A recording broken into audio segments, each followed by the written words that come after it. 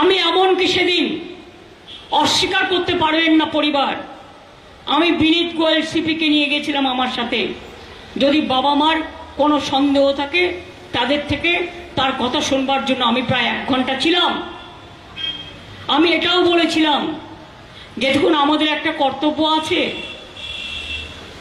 মেয়েটি তো আর ফিরে আসবে না, ওর নামে যদি আপনারা কিছু করতে চান করতে পারেন, যা টাকা লাগবে আমি দেব, যা টাকা লাগবে আমি দেব, যা টাকা লাগবে আমি দেব। একটা কম্পেনসেশন, যারা বলছেন কম্পেনসেশন দেওয়ার কথা তাদের বলে রাখি, এটা আমার বলা আছে। হ্যাঁ, আমরা 10 লক্ষ টাকা তো দিতেই পারি পরিবারকে। হ্যাঁ, আমরা 10 লক্ষ টাকা তো দিতেই পারি পরিবারকে।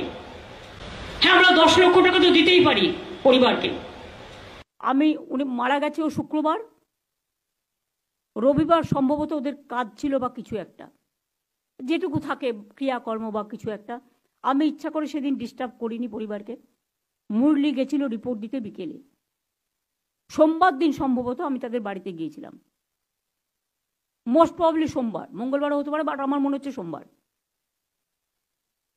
সোমবার দিন গিয়ে আমি ডিটেলস তাদের জানাই, বাবা মাকে, সাথে আমার সিপিকেও নিয়ে যাই, এবং আমি তাদের কি কি অভিযোগ আছে সবটা সিপিকে রেকর্ড করতে বলি।